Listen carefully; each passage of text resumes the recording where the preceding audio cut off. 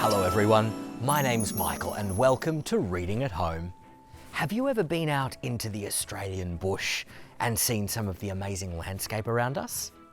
Well, Australia is a big, vast country, and it's not just beautiful, it's extremely old and has some pretty incredible stories. You might have heard amazing animals. You might have seen some extreme weather, and of course, seen some pretty vast landscapes. Would you like to hear a story today about respecting the amazing land around us? Let's do it. Reading at home. Hi, my name's Dave.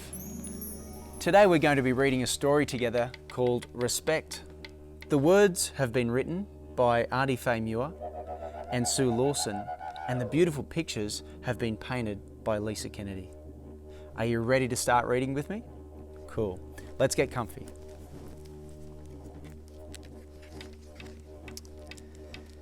Our way is old, older than red earth,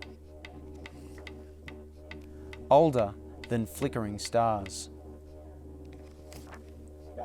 Our way is respect, respect for stories that shimmer through tall grass,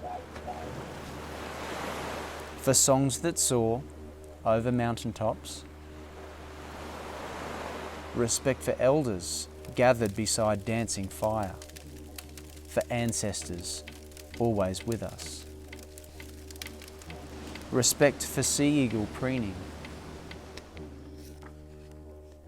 for red gum leaves tumbling to parched earth, respect for family who show us the way.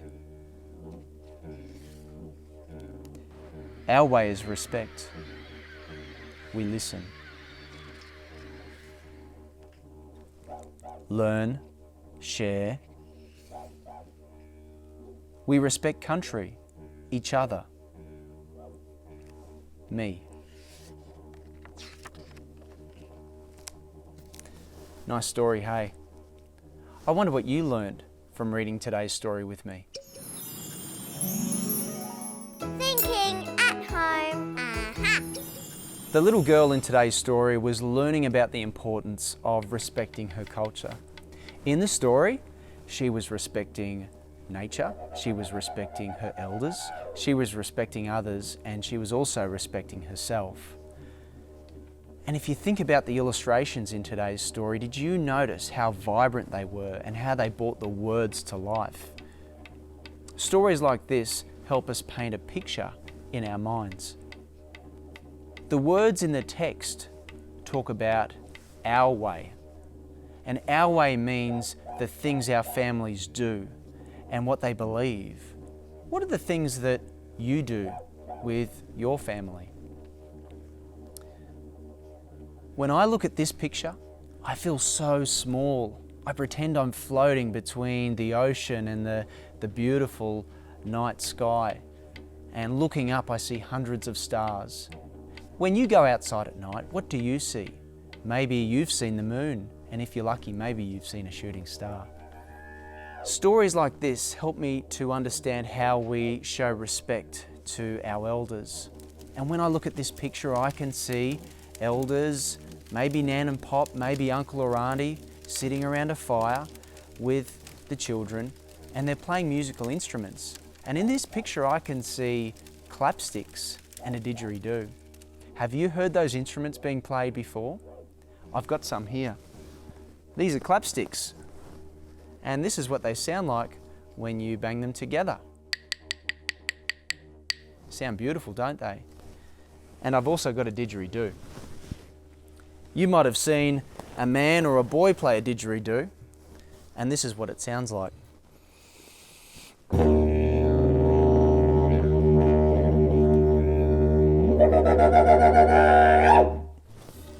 Nice instrument, hey? The artist in this picture has used patterns and colours to represent and connect with culture. Reading stories like this help us learn, share and understand Aboriginal and Torres Strait Islander culture. And next time you read a book like this, think about how the words and the pictures go together to help you connect and understand with the story.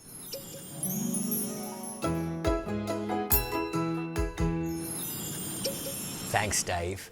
It's so important for us to understand and respect our Aboriginal and Torres Strait Islander culture. Australia is filled with such a rich history, and when we look around, we might notice some pretty unique things about our landscape. Well, up next, Brianna is in the art room and she's going to show us how to make a uniquely Australian landscape of our own. See you soon. Reading at Home TV. Welcome back to Reading at Home. Wasn't that story fascinating? And weren't the illustrations beautiful? Have you ever done any drawing at your house? Maybe you've done some finger painting or done some colourful craft. Those illustrations made me wish that I could draw just as beautifully. Well, Brianna is in the art room and she's going to show us how to make a beautiful, unique Australian landscape of our very own. Art at Home.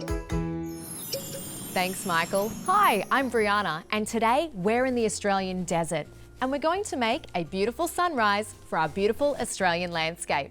First, we need a grown-up around to supervise. Then we'll need a big sheet of paper, a pencil or pen, some tissue paper in sunrise colours, plenty of coloured cardboard, especially in the colour yellow, some toothpicks, skewers, cotton wool balls, and plenty of glue, tack and tape to stick everything down with. Now for our first step, we're going to come over to our big sheet of paper and start drawing across with our pencil some horizontal lines to mark up the different sections of our sunrise sky. You can see I've already started moving on to the next step, pasting down the tissue paper. So I've cut my tissue paper into long strips like so. And you can do the same, but make sure if you're using scissors, you ask the permission of an adult, or maybe they'll even cut it out for you. Then I'm going to start by taking my darkest colour and with a bit of glue, pasting it down, layering it over each other. And then as I move down, I'm starting to get lighter. So now I'm adding blue in this layer. Do you know what comes next? You guessed it, red. Then as we get lighter to where the sun will be, we'll add some orange. And then the brightest colour, right where the sun will be in the middle, yellow. Now, we've almost finished the sky, but I think it's time to add a fluffy white cloud. So I'm going to take this cutout I cut out earlier and grab my glue stick and generously spread lots and lots of glue all over the top. We need to make it nice and sticky because now we're going to take our cotton wool balls and press them down. This is going to be a fluffy white cloud for our sky. So really spread them out, cover it fully and press them down.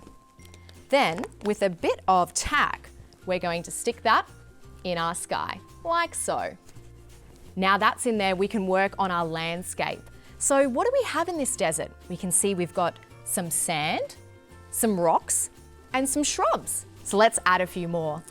I'm going to add one rock here, a nice big one, and maybe a little rock over this way, and then a few more shrubs. We'll go a big one at the front and a little one poking around just there. Now to move on to our sun. I'm going to take my circle that's out of the yellow cardboard and a big skewer, and grabbing a piece of tape, tape those two together to make a handle. You can either leave your sun here or add some sun rays like I'm going to do. So take a little triangle and a toothpick, and you can tape those two together and then tape that to the back of your sun, just like so. And if you continue all the way around, your sun will eventually look like this one that I made earlier. So now we can make a beautiful sunrise. Are you ready? Here we go. 3, 2, 1. Good morning. We'll see you next time.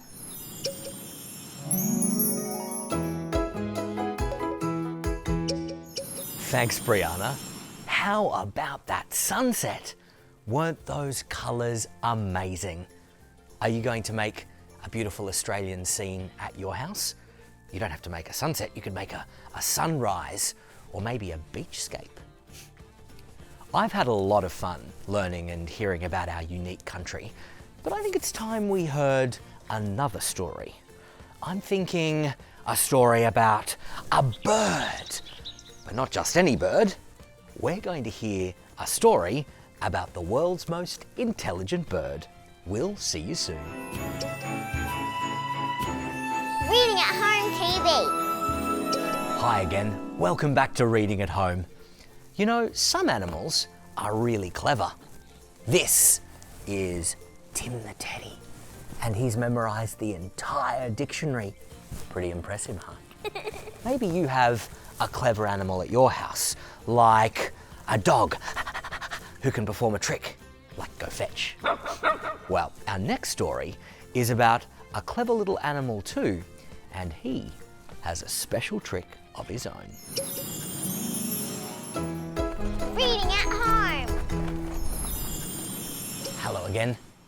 Our next story today is this one. It's called Little Wing, and it's written and illustrated by Katherine Battersby. Before we get going, make sure you get comfortable for this story. It's going to be fun. Are you ready? Here we go. Little Wing by Katherine Battersby. On the smallest island, in the tallest tree, lived the world's smartest animal. Can you see him? When he was just an egg, a barrel of books landed on his island. Imagine a barrel of books landing on your island. The first book taught him how to read. The second book taught him how to write. Other books taught him this and that and almost everything else. He's been busy reading. His books were his friends. But no matter how much he learnt, something was always missing. Do you know what it is? He'd read every book twice, but he wasn't in any of them. He could tell he wasn't a fish or a lizard. But he didn't know he was a bird or that he was meant to fly. So he tried being other things instead. One day, he was a builder. That hard hat suits him. The next day, he was a baker. Looks like a tasty cake. Other days, he changed who he was every hour. Whew. Until one morning. Who's that? Flying overhead. The animal looked just like him. It had the same fluffy stuff. Could he mean feathers? It had the same flappy things. Could he mean wings? It had the same clacky bit. I think he means beak. He had to follow it. So he turned to his books to find out how. He learnt about flying paper. There's some pretty great kites. He learnt about flying machines. He learnt about flying animals. Wow, that's a big dragon. But the smartest animal in the world still didn't know how he could fly. Then, for the first time, he had an idea of his very own. Can you see what our little friend has figured out? He took a deep breath, flapped his little wings, and wow, there he goes. On the biggest island, in the shortest tree, lived Little Wing, the world's happiest bird. There he is with all of his friends. That's the end of the story. Did you enjoy it? I wonder what things we can learn together from today's story. Thinking at Home. Hello, I'm Amy. Did you enjoy today's story about Little Wing? It was a pretend story about Little Wing, and he was an animal that loved to read books. The books that he liked to read were information books because they helped him to learn lots of new things about his world. Little Wing was also learning some new words from the book that he read, because sometimes he didn't have the correct word to describe himself or to know what he was. The correct word for the type of animal that Little Wing is a bird. That's right, you know the word bird. But he didn't know what to call himself. So when he saw another bird that looked just like him, Little Wing noticed that there were some things that were similar. But he described the things on the bird's body as fluffy stuff. The correct word for fluffy stuff is feathers. Birds have feathers. And when Little Wing noticed that the bird had the same clacky bit, the correct word for clacky bit is beak. It had the same beak. And then Little Wing didn't know the correct word for those flappy things.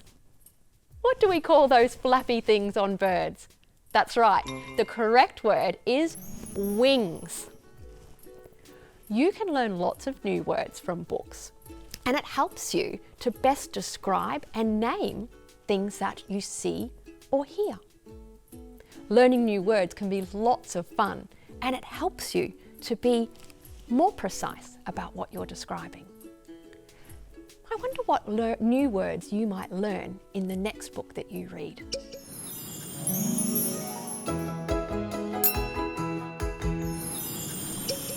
Thanks, Amy. That was great. You know, I like to use my looky things to discover and learn new words, and my thinky thing to remember what they are. You know, after all this reading, I would like to use my walky things and my wavy things to get some exercise. Well, lucky for us, Nicola is outside and she's going to show you and me some new moves. Sounds like fun, doesn't it? See you soon. Reading at Home TV. Hello everyone. Welcome back to Reading at Home. Did you enjoy our story, Little Wing? You might remember that in this story, Little Wing the bird used his body to learn a new skill. Do you remember what Little Wing learned to do?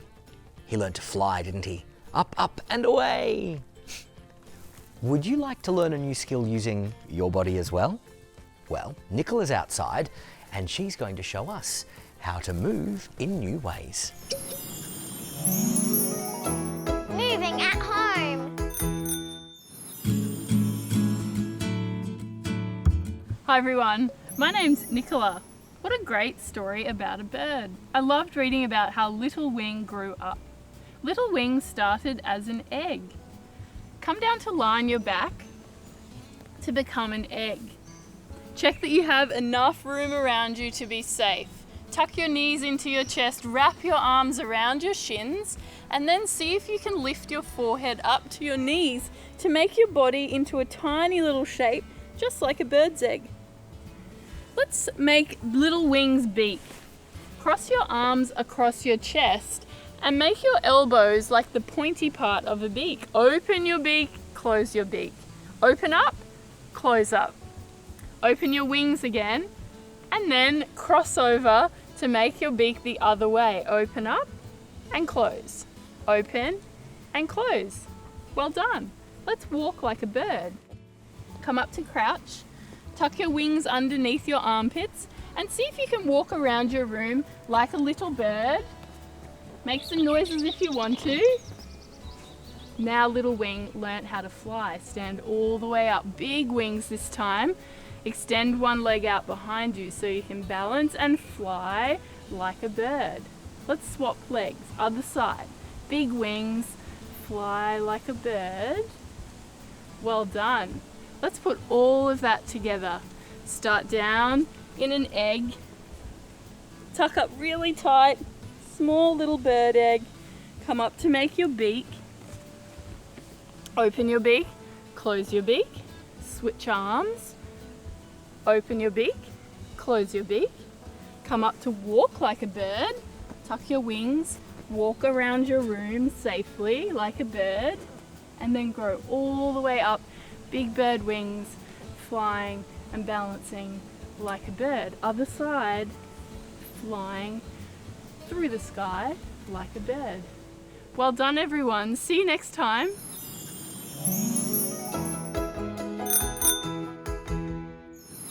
Thank you so much, Nicola. It was great fun, wasn't it? Learning to move like a little wing. I enjoyed being inside the egg and learning to come out of my shell and then to crawl. But I think my favourite part was spreading my wings and learning to fly, just like Little Wing. I loved it too, and we hope you've loved all the activities and stories we've shared today. To read more stories before we see you again next time, you can join the Premier's Reading Challenge. Just visit the website on screen. We'll see you next time for more Reading at Home. Bye.